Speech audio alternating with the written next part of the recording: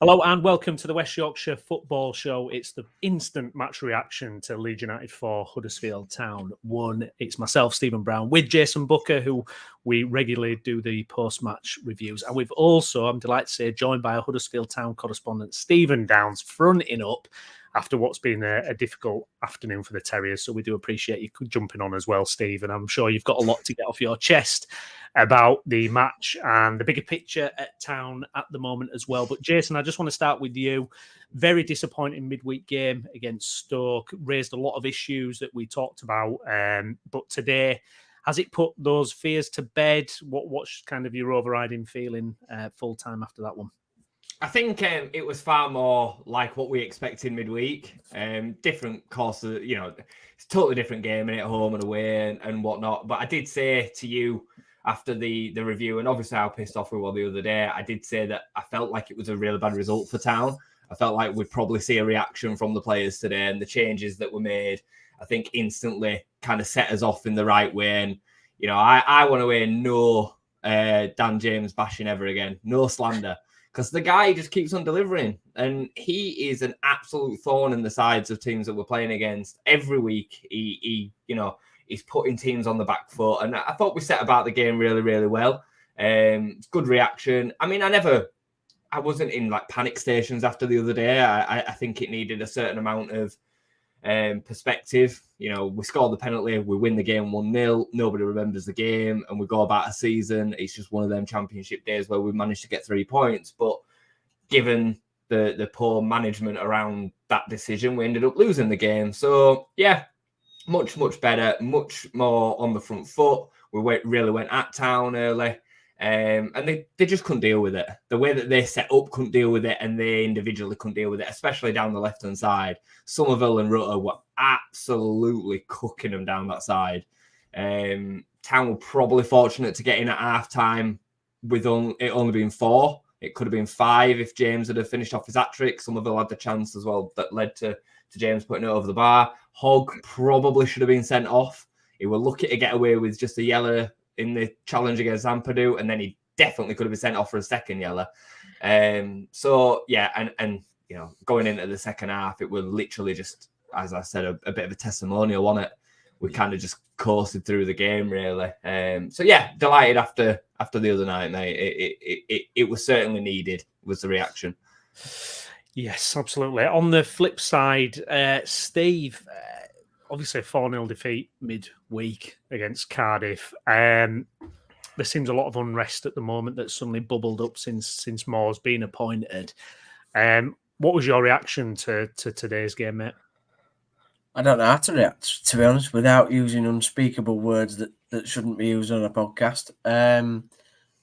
Thanks for saying it was brave of me coming on here. I'm not delighted to be here. I'm doing it out of professionalism and, to be honest, making us look something like. But there we go. I've got more professionalism in my little hand than some of them players today. 4-0 against Cardiff, against the Cardiff side that had not won in 4, I think.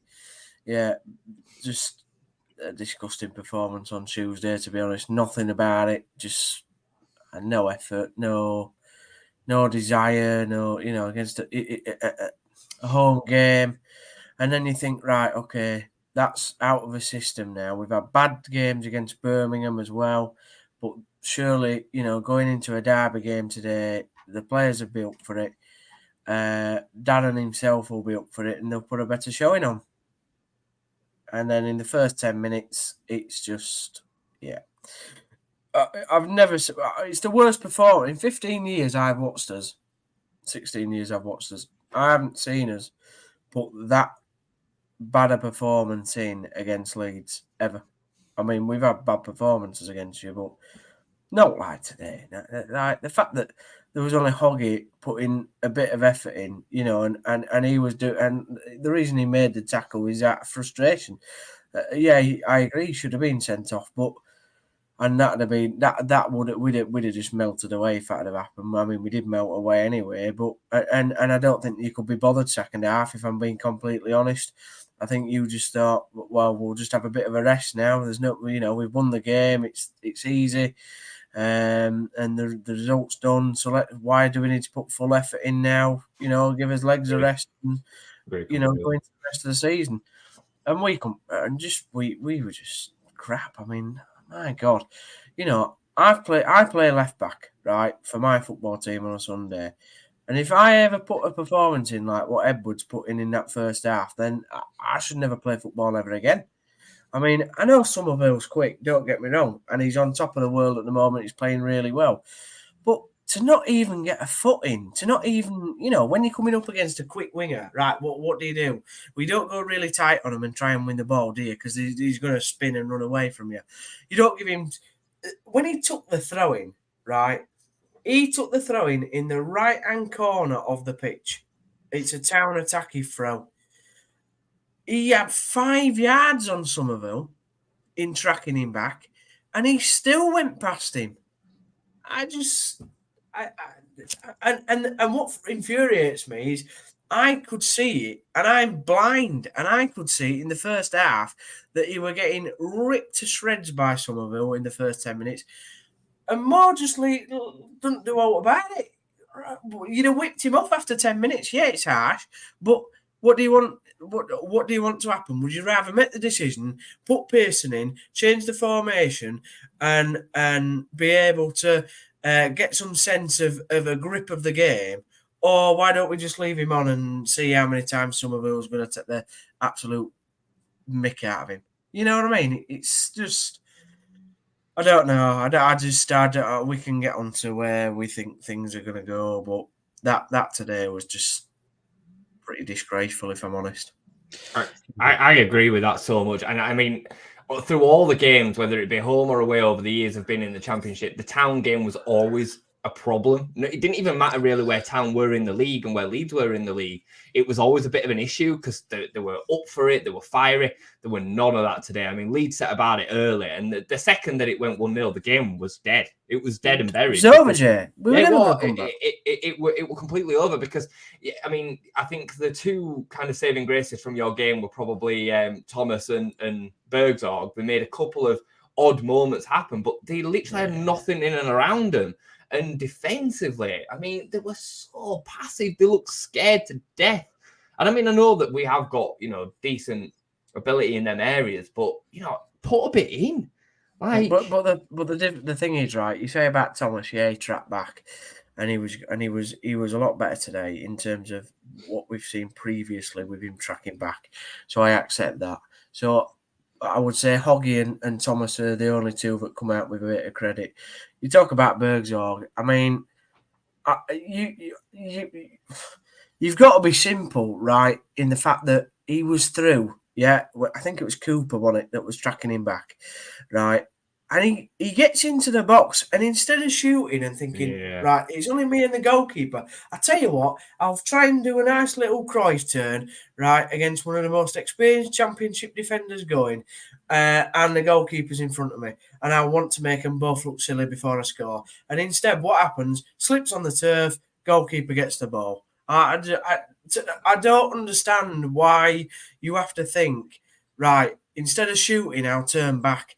It's all right if you're bloody playing for Real Madrid against, in the Champions League, but you're playing for Huddersfield Town Football Club and you're 21st in the division against, one of the best sides in the league.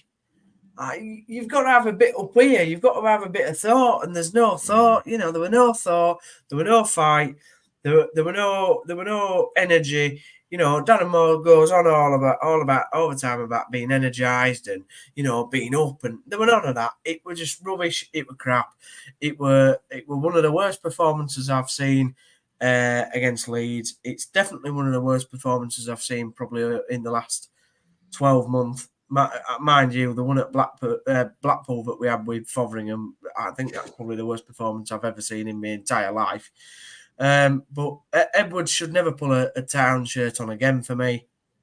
And, even Hellick, who, is probably one of our best players. I mean, the third goal, is it the third or second? First half. The third goal where Somerville just taps it into the corner. Oh, my God. You might as well have had wheelie bins at back. Yeah. No, absolutely. Mark Harrison here. Thanks for your comment, mate. Well done, Steve, for fronting up. Somerville and James had a field day. Our fullbacks were like tortoises after hares. Guys, if you're watching along, please do smash a like on the video. Get your comments in as well. Leeds fans, Huddersfield fans, we want to know what your opinions are after that. Just before we delve deeper into kind of Huddersfield's issues going forward, Jayson, back to Leeds, Somerville, James, they come back into the team. I mean, it was interesting to see Somerville get subbed off. Clearly, there must be possibly some kind of fitness concern there. But, I mean, they're so vital to this team, aren't they, really? I mean, they've asserted themselves as the starters, haven't they, really?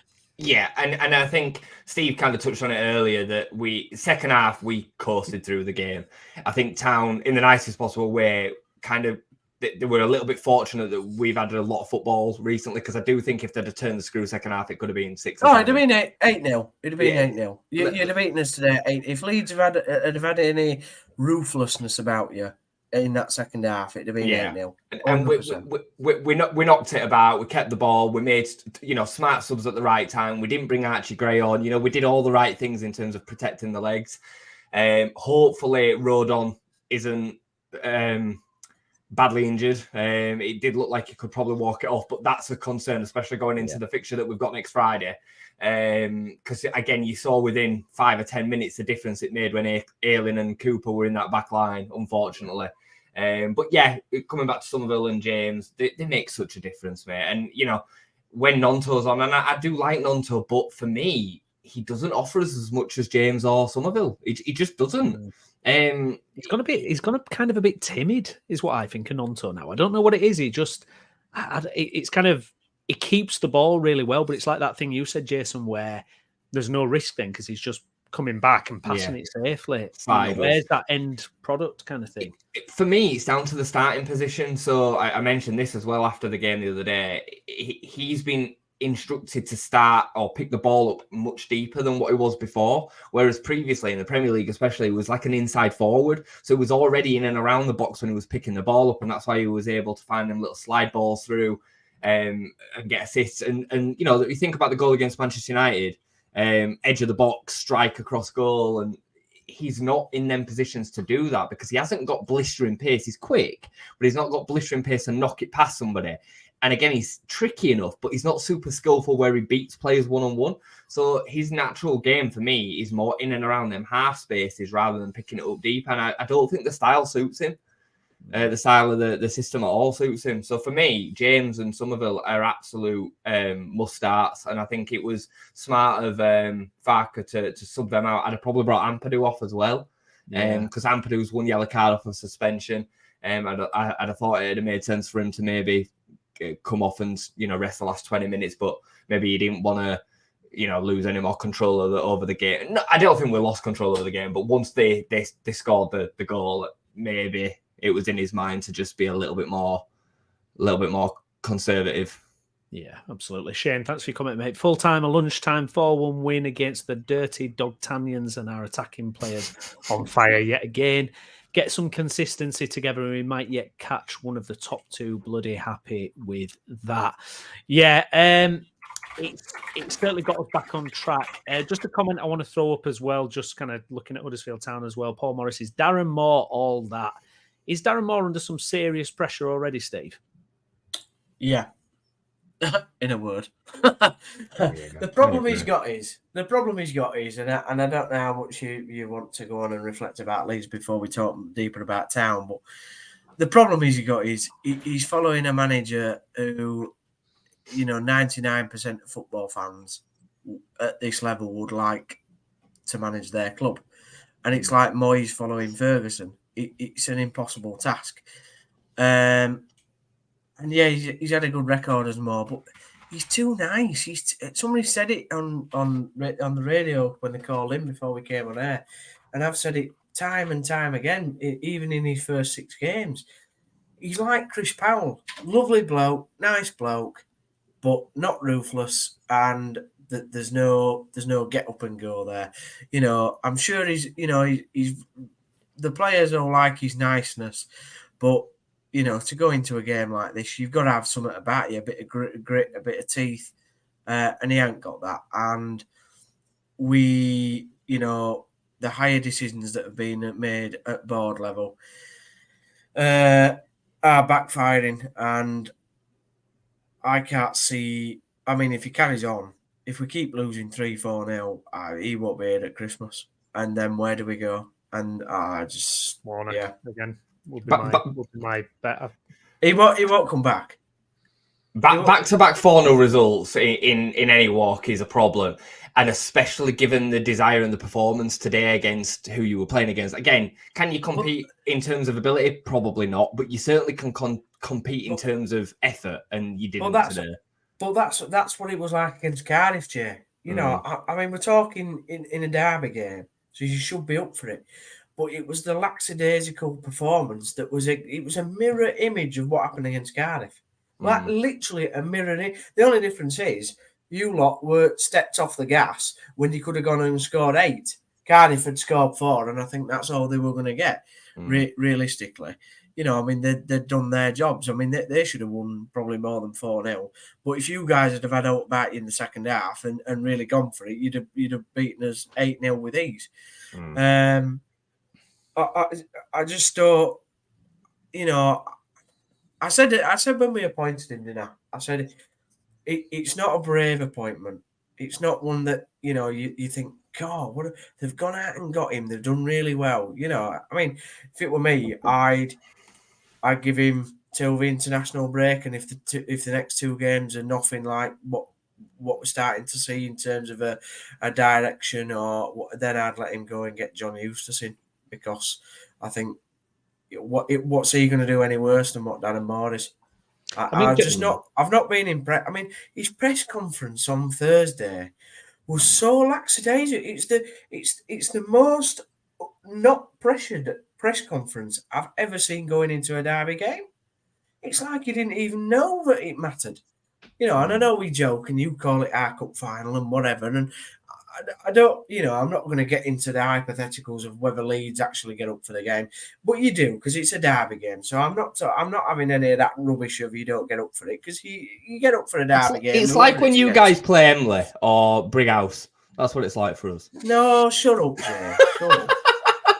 What a way to kick someone who's down. But, you know what I mean? It was as if in his press conference on Thursday, we could have been playing Exeter.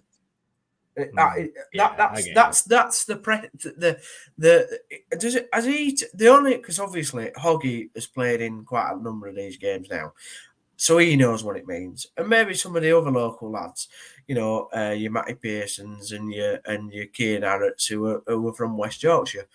But has he actually imprinted onto the players and gone, right, we do not go getting beat 4-5-0, especially after what we've just produced in midweek.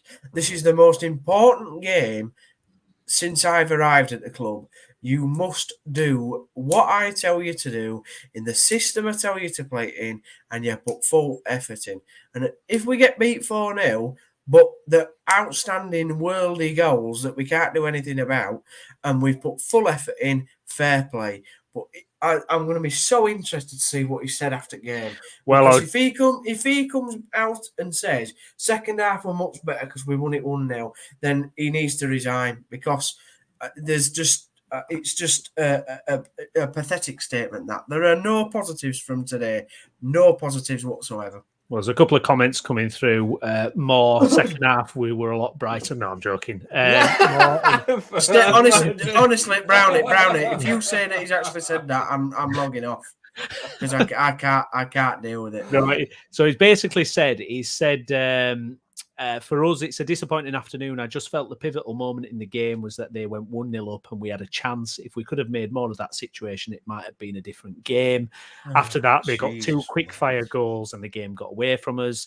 He's insistent that Huddersfield are better than they've shown today, but says hard work needed to get themselves going. And he says the only way you change this is by results. I get that. The only way I know, by working hard, keeping that belief and trusting the process. Oh, please, all seems quite cliched stuff, to be honest. coming out with No, he's not said that. He's Trust not the said process. trust. Oh my God, I hate that term. That should be a term. It's an Arteta phrase, that, isn't it? Trust Oh, the he process. should have never. That phrase should never be in football. Trust the process. There isn't a process. You either win or you don't win. It's quite simple, isn't it? It's not, there's not a grey area. It's black and white. You either get 3 points or you lose. Has he undone It's everything simple. that Warnock brought to Huddersfield Town in just the space Yes. of a few weeks? Yes. Brilliant. And the other problem he's got is, right, we've got Jordan Rhodes at Blackpool because Warnock sent him there because he didn't want to play him because I think he thought he was going to be here till Christmas. Right. So he sent Jordan Rhodes to Blackpool. So today we had an academy product player starting up front at Ellen Road against the third best team in the league. And on the bench, we've got a 6'9" player that we've signed from Solihull Moors. Like, if you'd have looked at our bench today, I know you were a bit surprised, Jay, when I said the bench is a disgrace. It actually was a disgrace, though. Yeah, I mean, obviously, I looked at it and there was definitely some names missing. I know Radoni got injured either midweek or in between midweek and now. I think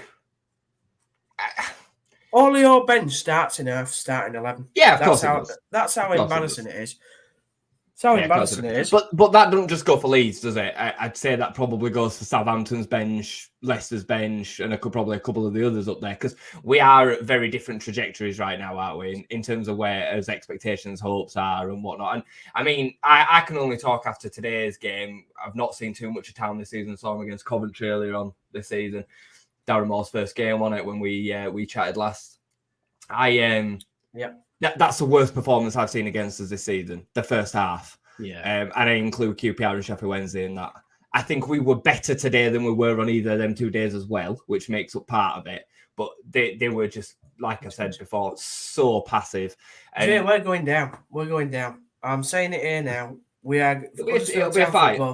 Huddersfield Town Football Club, at this point, in 6 months' time, will be relegated from the Championship. And we will be playing League One football if we keep hold of Darren Moore. There's got to be something in January, hasn't there? You've got to. He's got to spend 5-6 million in January. Yeah. If he don't do that, there's no hope.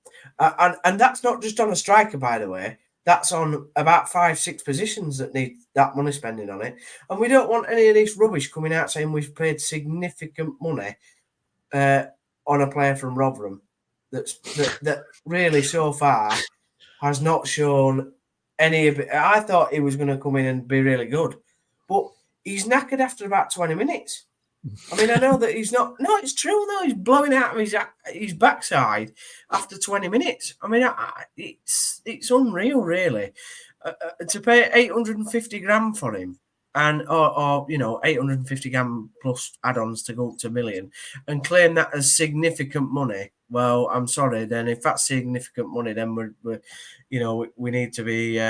You might as well relegate us now, to be honest, because it needs more money spending on it. And don't get me wrong.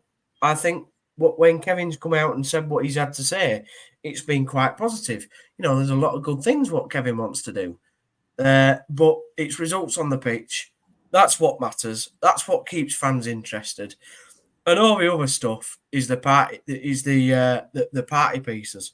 The main party is what happens on the football pitch. Yeah. And if the DJ is crap and the comedian doesn't turn up, and the organizer of the party's ill, then what hope have you got really? Because the party don't get started, does it? And when the party falters on the pitch, which is the main aspect of what a football club is, then, end of the day, that ends up in relegation, doesn't it? And it's just all a big mess. And, congratulations for you guys winning today. I think that front four, I've said it all season, best front four in the Championship by a mile. Don't care what Leicester and Southampton's got. And Ipswich at this time, it's the best front four going. And, if you kill games off like you did in the first half, it was like a shark going after a goldfish. Yeah. For being honest. I agree, and I think that's been some of our frustration, hasn't it, Brownie? Yeah, Like the fact that we've not started more games like that, because the facts are we've played it. Get at teams, get at them. We've Stop played a being lot of bloody teams. passive. We've played a lot of teams that have probably, technically got us the same level of players on the pitch as Town have today. So there'd be no reason why we couldn't get at teams like that. We did similar against Watford. We played well against Watford. But we've seen on a number of occasions where we've not done that, and then we've made some games difficult. I would put QPR into that. I'd put Sheffield Wednesday into that. I'd put West Brom into that. So it's definitely something that we need to see more of. And if we do, we can catch the top two. We can. Yeah. One of those big sharks there, Jorginho Rutter again. I mean, the man has just got magic in his football boots, hasn't he? I mean, for me, he's I'm looking at his influence on the team this year, and I'm saying Pablo Hernandez levels of influence, creativity, his vision, his passing, dribbling. Yeah. It's the full package. Apart from being able to put the ball in the back of the net, he's just exceptional, isn't he? I'd argue that when we'll get to the end of the season, we'll look at him and say he's probably the best player in the Championship this season. Yeah. Like, for me right now, he's absolutely essential to what we're doing. Everything that is good going forward starts with him. Yeah. Whether it's the link-up play, whether it's his movement, whether it's the passing. I mean, he's passing for an attacker who would consider himself a 9 or maybe an inside forward wing or whatever. He's passing in between the lines is just unbelievable. It's so good. He's a cheat code at this league. Yeah, 100%. Yeah, absolutely. And what about we're a player Perot is as well, by the way. I mean, he taunted us for fun, really, in that middle. I thought you were getting near him. Yeah, I was going to say, what did you think of Perot? Because I only saw one half today. Couldn't really get a full gist of his game overall, and we did not criticise him so much. On Wednesday, but we said there's issues structurally getting him in the team and getting him as involved as we want. But what did you think of him today, Jess?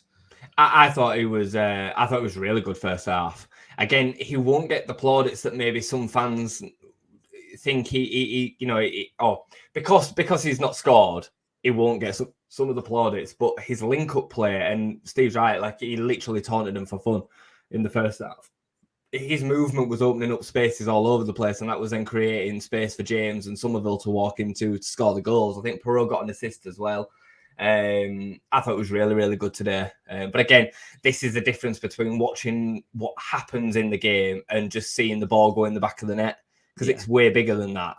I thought it was really good. I thought Kamara was excellent today. I thought he absolutely ran.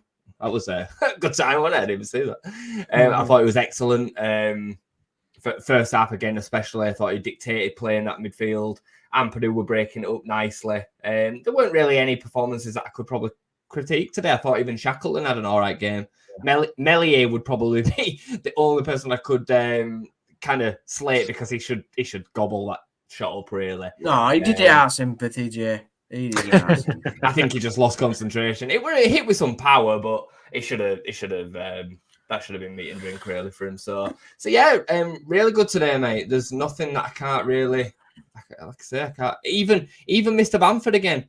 We spoke in long depth about him midweek, but he comes on today again and he's still sharp. He looks like he can make a difference. He can't shoot, can he? He just can't shoot at the minute. I'm just so disappointed. Him and Pirlo look like they've got good link-up play to play together. I'm just so disappointed that we kind of allowed Cloud to get brought over him midweek by allowing him to take it, And Danny Farker's come out. I can't make head or tail of what he said about midweek. He says that he's got Pirlo, he's his number one, and then he said, who did he say were number two? He did say it. Anthony. Jayden Anthony's his number two. He said Jayden Anthony takes a good penalty. But he was off as well. No, he said he has a list, and then the third on the list is a centre-back. Well, that centre-back must have been Struijk or Rodon, and both of them were on the pitch, because it ain't going to be Cooper and it ain't going to be Cresswell. So why didn't they take it then if they were third on this list? Like, I don't want to be a negative about anything today, because it's a great result. It's a good performance. We've won the game. But that management side to that situation is just, for me, so weird. And, as long as Bamford doesn't get asked to come up in them pivotal moments, he's got a place in the squad for me. I have no problem with him coming back on today again and contributing. I mean, we don't want to get it. Sorry, go ahead, Steve. No, I'm just reading Twitter. I'm just like one of the town fans that I have a bit of, well, I have, a lot of respect for, who was at the game today, knows a lot of what happens around the club. Said that Moore just stormed off down the tunnel, really peed off apparently with some of the chants that were happening in the away end. Nothing, it was all like, I'm not nothing of an disgraceful nature. What I'm saying is, it was about the performance and stuff like that. But he's just said, this is Richard Cosmar, if any of the town fans know him. I get Moore, he's peed off, and the chants were not ideal, but he has to front up in front of your own supporters. At the end, like most of the team did afterwards, to storm straight down the tunnel after what was an absolute SIHT performance. I've lost a lot of respect for him there in what is a difficult job. Well, to be honest, that's the worst thing he could have done. That he's annoyed, but you don't not go clap your own supporters. No. That's no. I'm not. Yes, he's a nice bloke, but sorry, you've got to. Every one of them fans today, and yes, I know we all had a bit of an argument over the 20 quid and whatever, but they should all be paid the money back for that today. An embarrassing performance. It was. I can't disagree with that. Yeah, they all deserve the money back. I'm cross about that since I've read that. You've got to go over and clap your fans. Sorry. Mark here saying, I hear Wiles needs an ankle operation. What's that from? Because he got turned inside out today about 15 times. Tell you what, he was anonymous today. Absolutely anonymous. It's I thought he was going to be an half decent signing. Yeah, he was doing decent, wasn't he, under Warnock? Rodoni and Hogg were kind of making a nice little treat. Well, I thought that was going to be a good midfield, but he's just not. He's not. I don't know whether there's something up with him. Whether for him it's a big money move, so I don't know if he feels under a little bit of pressure. I don't know, but Rodoni's out injured, and it sounds like he might be out for a while. So that's basically that's any attacking creative threat gone for about 2 months probably. Hogg is suspended now against Watford as well because of the yellow card he picked up. So that's his passion gone out the team really. That's a massive game too. Oh, for what? Well, for Watford or for us?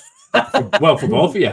Because you obviously both in that area just above the bottom three. Just to say, since Moore's come in, he's had 6 games.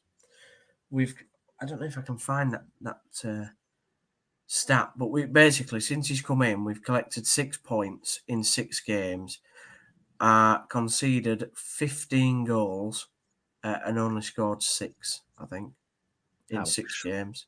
Yeah, not good. I mean, one of the things I thought were baffling as well was last week when you won, and he was like scratching his head after going 2-0 up because it was a pretty bad performance after that, and he didn't know why. And it was even that was a little bit worrying. Like, you've won the game, but after you went 2-0 up, it just completely, on another day they could have easily equalised, maybe even won the game. Paul in here, Huddersfield need to sack more ASAP. He isn't good and players crucially clearly aren't playing for him. Can we talk about Leeds now? Yeah, we'll mix it up. Usually it's a Leeds review, but we are the West Yorkshire football show after all. So, when we both play against each other, we've got to be as friends, right, Steve?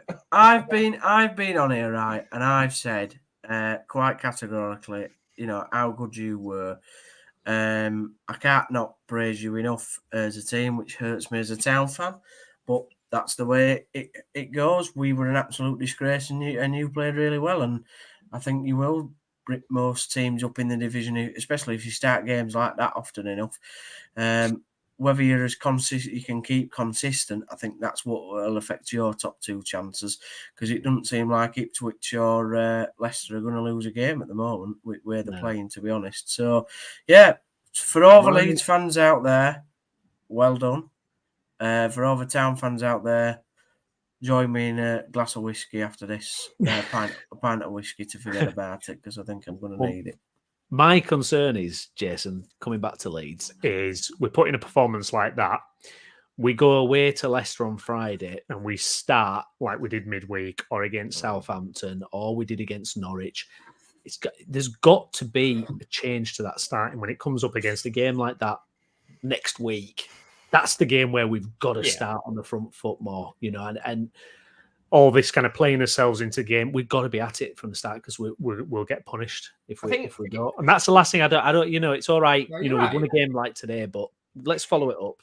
You're absolutely spot on because we kind of went into the Southampton game with a lot of optimism because we were on the back of a good run, and then we turned up at Southampton, a team who had lost 4 in a row and stunk the place out first half and ended up cruising to a 3-1 loss.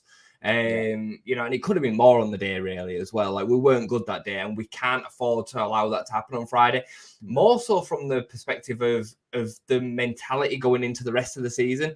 We don't want to come out of that game and have the players thinking we're miles off these.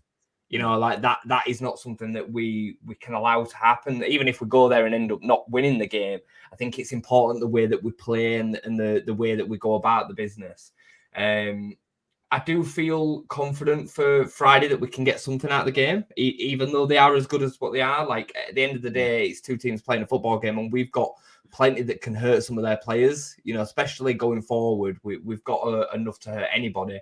I do think there still needs to be an understanding that we're still quite a short period of time into Daniel Farke's reign at Leeds United, and things are going to take time, and that's why we see this inconsistency, this up and down. And we spoke about it midweek. Not only do we see inconsistency across games, we see inconsistency within the game, within the same game in the way that we're trying to play. I don't think he knows his best 11 yet. He has the idea. He has certain players in certain positions which are there, Stroik, Rodon, Melier, but then we've got the left back issue. Byram needed to come off today because he can't really do the amount of games. Shackleton's having to play right back. Spence would obviously go in there. I don't think he knows who his favourite is alongside Ampadu. I don't think he's fully sure on the out-and-out situation with the wingers. Rutter and Pirro will definitely play, but where will they play? You know what I mean? So there's still this all going on, whereas I think Leicester have got a very settled 11, really. Huge game on Friday. But I'm looking forward to it, though, because I think... Truthfully, I don't think there's much for us to lose. We're already, if Ipswich lose today, we're going to be 6 behind with the game in hand. They are 1-0 down at the moment, by the way. So, if that can be the case, but we haven't really got anything to lose. We're the team that's chasing. So we go to Leicester thinking, let's show what we're about. Leicester winning. It's just a little picture on that thing. They're playing QPR away, though. I don't expect them to lose. Yeah. Little concern, Rodon off. You mentioned it earlier. Cooper and Ayling come on. We concede. I'm not saying necessarily the two are linked, but is there just something there when those guys are on the pitch? I mean, Ayling, when you watch him now, it's almost like he's dropped levels for me. He really has. I'm talking about even his passing, even it's all dropped a few levels, hasn't it? It's just the quality. It's simply just the quality that they're at. Luke's now 32. He's played so far beyond himself for so many years. He's a League One fullback. He is. Yeah. He's a League One fullback, I promise you. And because of the sentiment attached to it and what he's given us, he deserves a place within the squad. I ain't got a problem with that. Yeah. But when he's expected to do what we need him to do down that side, he's going to have moments where he looks completely out of place. And I'd say the same for Coops as well. I think Coops... Because at centre-back, you don't need to have as much awareness at full-back sometimes. Like Luke, almost full-back is, if you're defensively unaware, you're going to get caught out a little bit more than at centre-back sometimes. Liam can just kind of look at everything in front of him. But you saw with Coops, seconds into him being on the pitch, Bergzorg spun off him and we're in. Yeah. And there's an argument to say that he maybe got away with not going away a penalty. I don't think it was, but there was an argument. When I first saw it, I was like, oh. Yeah. But the point is that wouldn't have happened if Stroik could have been there. Didn't deserve it. No, it didn't deserve a penalty anyway. So he probably didn't. But the point against Coops is that again he gets exposed. That happens because he's there. So I do think Rodon missing on Friday would be huge, absolutely huge. Because Stroik's not the same player on the other side either. No. So if we'd have got a penalty, it's just another thing that Moore could have hung his hat on to say what a great performance it was. I mean, one thing. I mean, I personally would like to see Cresswell get a chance. I know he's not kind of performed to a level we would hope at the moment, but I would just like the opportunity for him to develop and get comfortable in the team. And would you put him in at Leicester away? Well, I know what you mean, but it's kind of, I don't know, because I Cooper is Cooper. Leadership, we know all that, but it almost feels like him and Ayling now, it is more of a cheerleader role. Yeah. It almost feels like it's, geeing the guys up, high fives, encouragement. It almost feels like they've gone to that role. I think what's happening with Cresswell now is just, put him in a big game. Yeah, put him in a big game and see if he's got the stuff to do it, I think Bill's position has been made painfully clear for him, because if Spence ain't available, it's Gray. If Gray ain't available, it's Shackleton. Yeah, and then if Shackleton ain't available, we'll try and put Byram there and hope that somebody else is fit for left back. He's literally fourth choice now. But again, as part of a squad, we should be able to have a player that we can rely on with that kind of experience to go to. I ain't got a problem with it, and I haven't got a problem with dealing what he then puts out there for them minutes, because I recognise the fact that he's not first or second choice. Do you get what I mean? Yeah. So I think the issue with Rodon is a real tricky one, because I won't be putting Cresswell into Friday personally. It won't be what I would do. But then I think the only other option that you've got is you've got Cooper on the left, Stroik on the right, which I don't like. Then the other option away from that is you drop Ampadu into the back line, which is what I think he will go for if Rodon's not fit, by the way. I think Ampadu will drop into right centre-back alongside Stroik, and I think he'll end up seeing Gruev play alongside Kamara. And then you've got a bit of a different dynamic altogether, because Ampadu, for me, is just so pivotal in front of that back line, and he will be exceptionally pivotal on Friday night against the likes of Mavididi and Dewsbury, all coming from deep, and some of the players that they've got in them dangerous area. Ampadu is going to be vital for that. So it'll be interesting.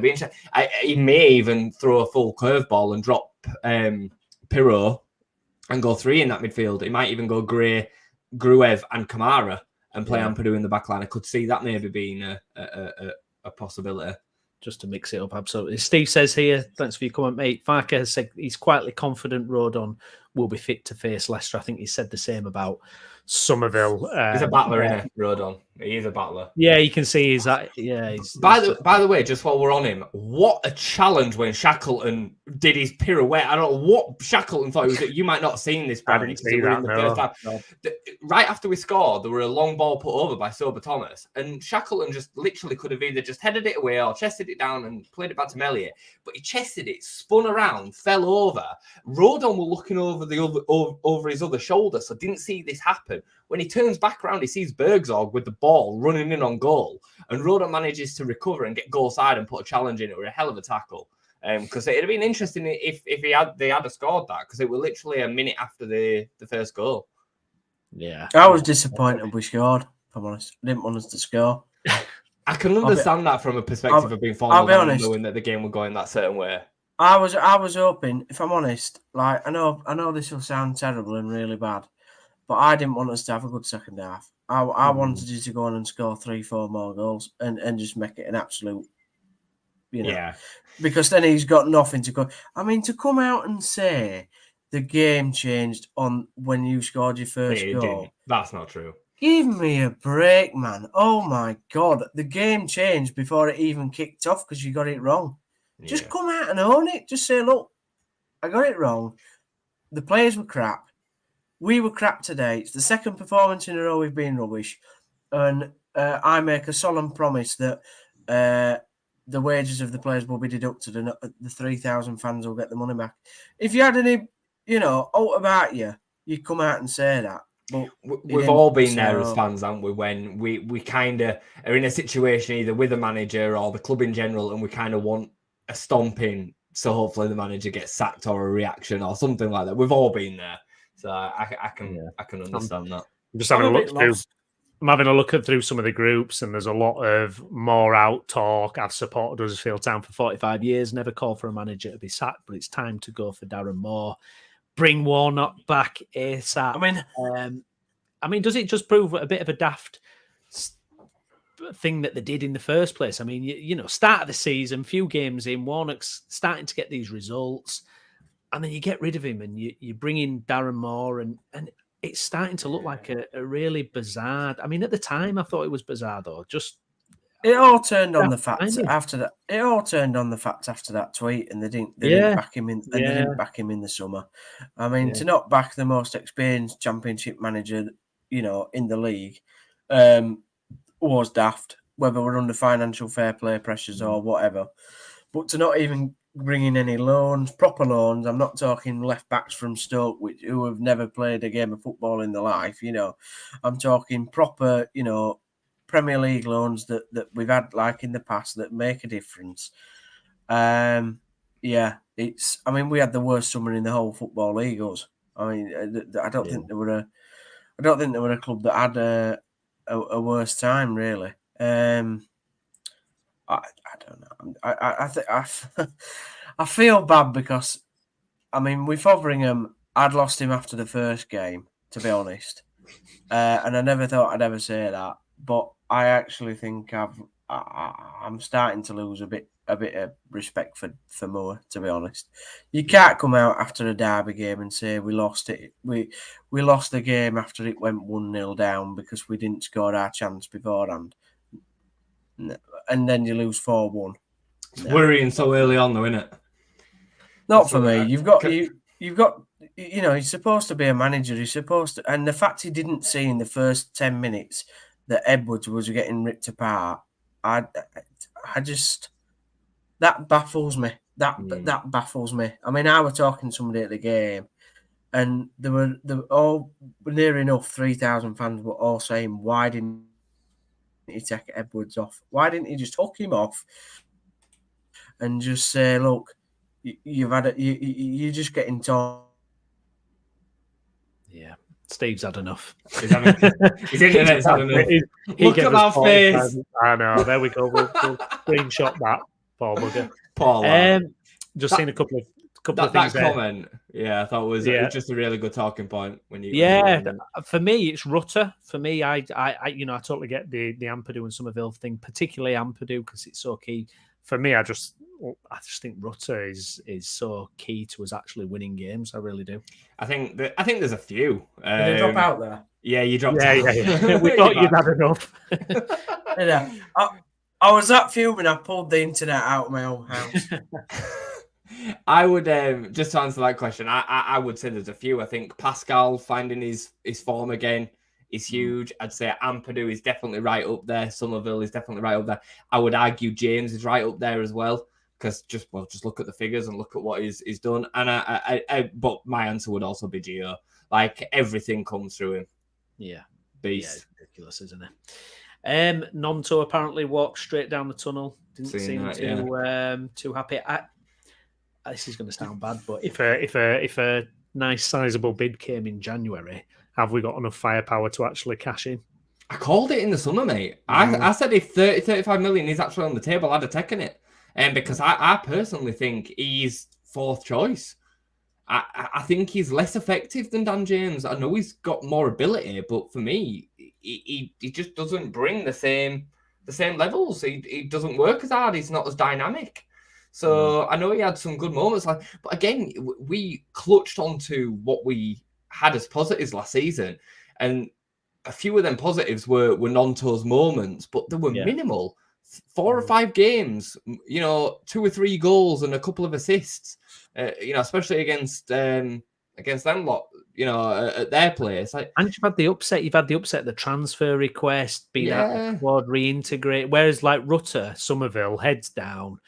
Good pre-seasons and got straight into it. I personally wouldn't be sad. Like, don't want to lose him, and having him to come off the bench as with Anthony, is huge. But for me, he's fourth choice.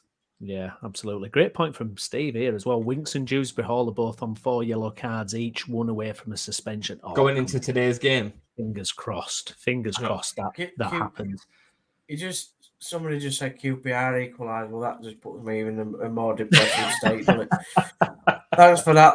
Thanks for that, followers of the channel. Cheers. Plymouth are winning as well. I don't know why I'm mobbing today. I honestly don't.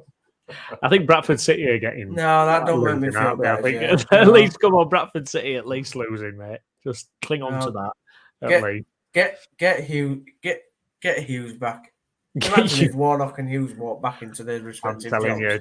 If Darren Hughes, Mark Hughes for town. Mark Hughes for town. I'm telling you, if Darren boys, this is hard. I mean, saying it for 18 months. Lads, this is hard enough. Like Steve, honestly, I have got the ability to delete the whole channel. By the way, so.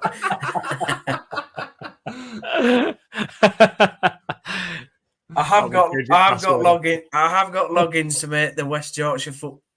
Yeah, I'm gonna say I have got the ability to make sure the West Yorkshire Football Show never again is live on air. Yeah, I don't know what it is with Huddersfield Town, but these managers that end up there, it's like Cowley. I love how Chris absolutely, as a Lincoln fan would, and you're just like to Gaz, the Bradford City guy, like, don't get Cowley, don't get Danny Cowley, it'll be a disaster. I'd rather have Cowley back now. That's how bored I am. That's how desperate we are. I'd have Cowley back tomorrow. Get him in. But how we do quick? His mathematical. Me and Jason said this before, but like, how long do you give a manager? I mean, can he be expected to really kind of stamp his authority and get his tactical ideas, in just a few weeks? I mean, what's fair here, really? Yeah, but he's also had an international break. He has had 2 weeks on the training ground non-stop. So if the players don't understand the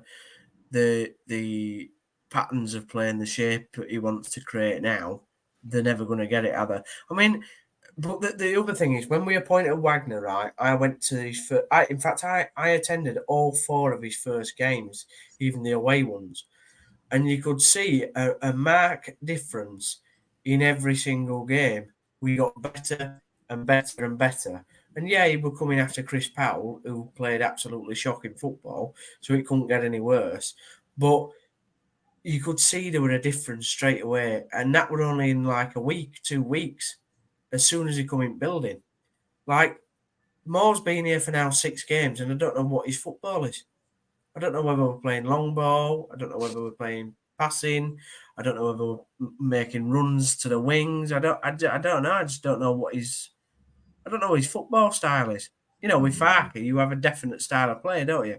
You know what the players are going to do at any week's time, near enough. But we don't.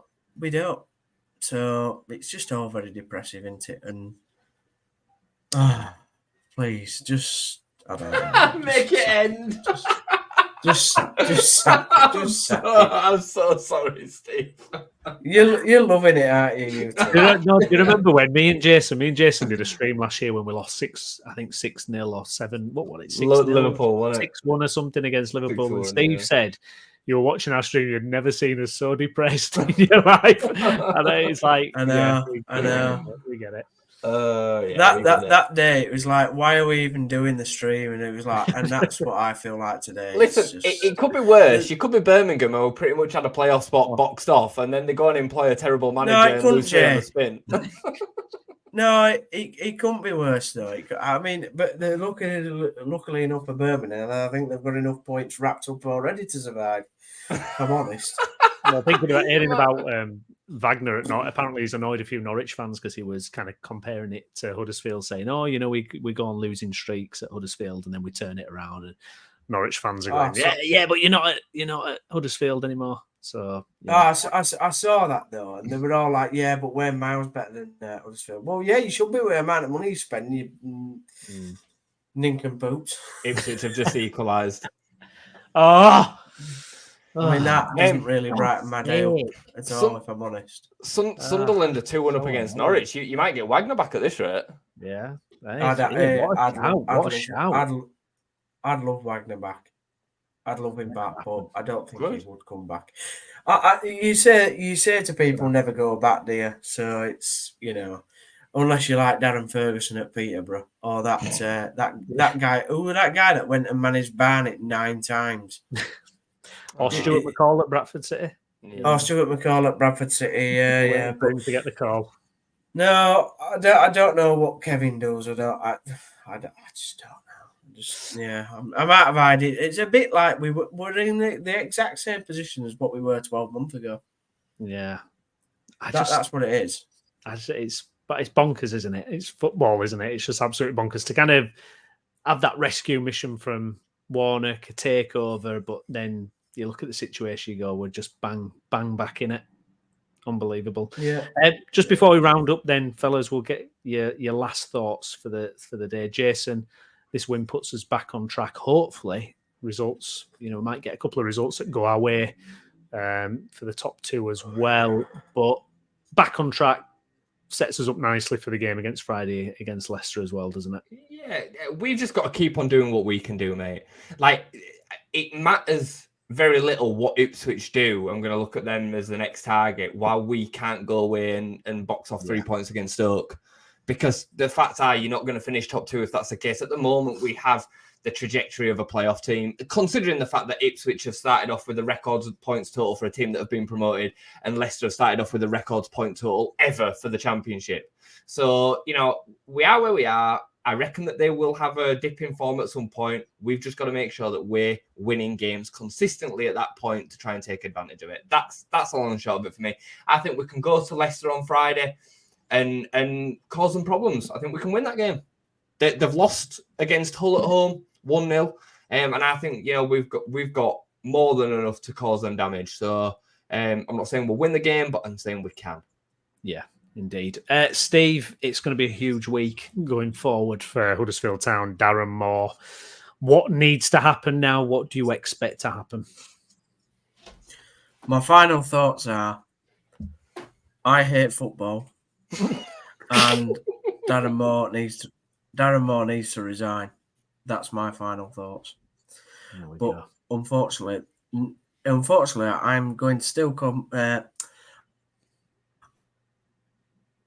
still going to support my football club through thick and thin. And I said, and unfortunately, I don't see Darren Moore resigning. So I'm not going to get either of my wishes, am I? To be honest, because I can't stop hating football because I love it. And Darren Moore will still be my manager or our manager next week at Watford, where we'll probably get another 4-0 defeat. But yeah, the highlight of my week is actually going to work. Really, how sad is that? Do we expect my weekend? My weekend's ruined now. Kevin Nagel on Twitter. Do you think we're going to see tomorrow? Something? So, yeah, we'll see. We'll keep an eye on. No, I hope. See if we can make reaction to it. Yeah, I hope not. He needs to just stay quiet for the minute, I think, and just pretend he's on holiday in California or whatever he's doing. Maybe the internet's broke over there and he can't get access to the result today. Yeah, hopefully. But yeah. Anyway, thanks very much, guys, for having me on. No, we appreciate you coming on. We know that was difficult. It's a gamble on both parts. If the result had been reversed, it would have been equally difficult for us. So we appreciate you coming on anyway, Steve. And for the reverse fixture, hopefully we'll get to do the same. But we'll wait and see. Guys, thank you very much for all your comments. Thanks for liking the video. If you're watching later, please do leave us a comment. Huddersfield Town fans, Leeds United fans want to hear what you had to say about the game, and do also like and subscribe to the channel as well. I've been Stephen Brown. With me has been Jayson Booker. Jason, thank you very much, mate. Thank you, boys. Up the boys. Good day for the Whites. Steve, much appreciated, mate, and hopefully better things to come next week. We'll wait and see. Probably not. See you later. Take care. I will be back soon. Thank you, guys. Bye-bye.